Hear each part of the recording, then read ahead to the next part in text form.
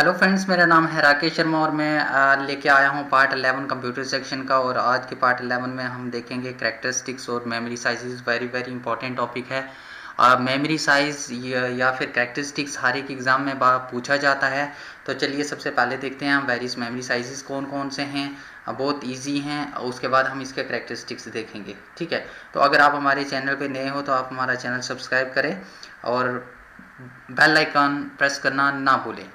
चलिए सबसे पहले हमारे पास है जो मेमोरी साइज में स्मॉलेस्ट से हम लार्जेस्ट की तरफ जा रहे हैं। और सबसे पहले है हमारे पास आता है बिट। ठीक है, तो ये बिट क्या करता है, ये एक बिट स्टोर करेगा। हमारे पास है, हमें पता है जो कंप्यूटर है वो बाइनरी लैंग्वेज पे काम करता है। और उसमें बाइनरी लैंग्वेज मीन्स उसमें दो ही वैल्यूज़ आती हैं, या तो ज़ीरो स्टोर करेगा या फिर वन स्टोर करेगा। ठीक है, ज़ीरो और वन का कम्बिनेशन होगा, ज़ीरो और वन के अलावा कोई भी कम्बिनेशन नहीं होता। हम कुछ भी लिखते हैं, हम जैसे मेरा नाम है राकेश, मैं राकेश लिखूंगा या फिर 1 to 100 काउंटिंग लिखूंगा, कोई भी नंबर लिखता हूँ तो कंप्यूटर क्या करता है, उसे कन्वर्ट करता है बाइनरी लैंग्वेज में।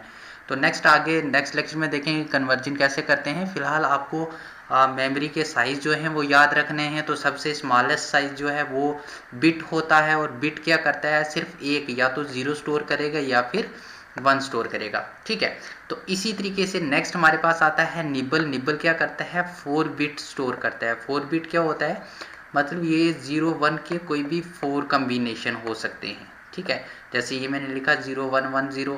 इसी तरीके से ये हो सकता है 1 1 1 1 हो सकता है, 0 0 0 0 हो सकता है। मतलब कोई भी 4 कम्बिनेशन हो सकते हैं 0 1 के। ठीक है, तो अगर हम बात करें इसकी बाइट में तो इसको 1 डिवाइडेड बाई 8 बाइट बोलते हैं, इसको 1 बाई 2 बाइट बोलते हैं। ठीक है, नेक्स्ट आता है हमारा बाइट। और बाइट जो है वो कम्बिनेशन होता है 8 बिट का। 8 बिट मीन्स जैसे बिट में हम एक ही बिट लेते हैं, निबल में 4 बिट 4 कम्बिनेशन लेते हैं 0 1 के।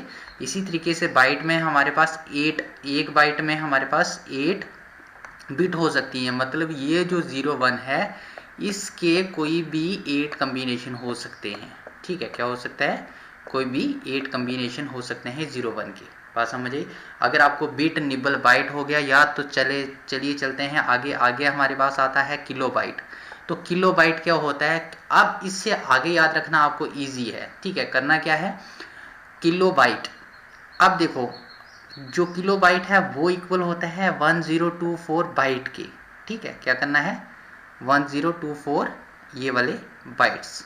ठीक है, देन आता है किलो बाइट के बाद हमारे पास मेगा बाइट, इसको हम केबी कहते हैं। ठीक है, इसको हम एमबी कहते हैं, है ना, एमबी। अब होता क्या है, ये एमबी किसके बराबर है, ये होता है वही 1024 1024 सब में आएगा, याद रखना। ठीक है, 1024 1024 1024। आपने करना क्या है, बाइट इनके आगे लगा दें। जैसे ये बाइट्स है 1024 बाइट्स, तो किलो बाइट बन गया। अब ये जो मेगा बाइट है ये किलो बाइट से बनेगा। ठीक है, इससे किलो बाइट से आपने 1024, देन उससे पीछे वाला क्या था किलो बाइट, तो उसको किलो बाइट से लिख दो। देन हमारे पास आता है जीबी, जिसे हम गीगाबाइट्स बोलते हैं। और ये बनता है 1024 मेगा बाइट से। इसी तरीके से नेक्स्ट हमारे पास आता है टेराबाइट। तो टेराबाइट किससे बनता है, 1024, उससे पीछे क्या है, गीगाबाइट। ये याद रखना आप। ठीक है, 1024 सेम रहेगा, चेंज नहीं होगा। चलिए, अब टेराबाइट हो गया पीटाबाइट। पीटाबाइट किससे बनता है, 1024 टेराबाइट, तो इससे पीछे टेराबाइट है तो ये टेराबाइट से बनेगा। इसी तरीके से एक्साबाइट है, तो ये किससे बनता है, 1024 पीटाबाइट। पीटाबाइट इससे पहले है। इसी तरीके से जीटाबाइट है, जीटाबाइट होता है 1024 एक्साबाइट। ठीक है, तो एक्साबाइट। अब नेक्स्ट हमारे पास है योटाबाइट। योटाबाइट बनता है किससे, 1024 जीटाबाइट से। ठीक है, तो आपको ये याद रखना है। आपको बिट में एक ही बिट स्टोर करते हैं, या तो हम 0 स्टोर करेंगे या 1 स्टोर करेंगे। निबल की बात करें तो निबल में हमारे पास 4 बिट्स हो सकती हैं। ठीक है, 0 1 के कोई भी 4 कम्बिनेशन हो सकते हैं। इसी तरीके से बाइट की अगर बात करें तो बाइट जो है हमारा, उसमें 8 बिट्स के कम्बिनेशन होते हैं 0 1 के। 0 1 के कोई भी 8 कम्बिनेशन हो सकते हैं। आप चाहे ए टाइम 000 लिख सकते हो, ए टाइम 11 लिख सकते हो, फिर 010101 करके कुछ भी आप ए टाइम लिख सकते हो उसे, ठीक है। नेक्स्ट आता है हमारे पास किलो बाइट। किलो होता है 1000, ठीक है, क्या होता है 1000। तो आप इसको लिख सकते हो किलो बाइट को 1024 बाइट। तो ऐसे नॉर्मली हम इसको 10⁻³ भी लिखते हैं। तो कभी कभी आपको एग्ज़ाम में आ जाए कि ये 10⁻³ किसके बराबर होता है, किस मेमोरी साइज है, तो आप उसे के भी लिखो। यहाँ पे आप 10⁻6 होता है, 10⁻9 होता है, तो 3 इसमें आप ऐड करते जाओ सब में, ठीक है, बात समझ आई। इसी तरीके से हमारे पास 10⁻12। अगर आपके पास कहीं क्वेश्चन आ गया कि 10⁻12 है तो बताएं वो किस मेमोरी साइज के इक्विवेलेंट होगा, टेराबाइट है, गीगाबाइट है, जो भी है आपको यहाँ पे बताना पड़ेगा। तो आप इसके इक्विवेलेंट लिख सकते हैं। और सबसे पहले है 10⁻³ और वो है किलोबाइट। तो 10⁻³ क्यों लिखते हैं कि इसमें ना हमारे पास 1000 के अराउंड आता है, तो 1000 को हम 10⁻³ लिख सकते हैं, ठीक है। इसी तरीके से जब हम मेगाबाइट की बात करें तो इसमें 1 and 6 टाइम्स 0 आते हैं और उसको हम 10⁻1 देन 0⁻6 लिख सकते हैं, मतलब 0 जो है वो 6 टाइम है, ठीक है। इसी तरीके से 1 और 0 9 टाइम, उसको हम गीगाबाइट कहते हैं। तो अब आपको याद रखने हैं ये वाले। पहले आता है हमारे पास बिट, देन आता है निबल, देन आता है हमारे पास बाइट, देन आता है हमारे पास किलोबाइट, देन आता है मेगाबाइट।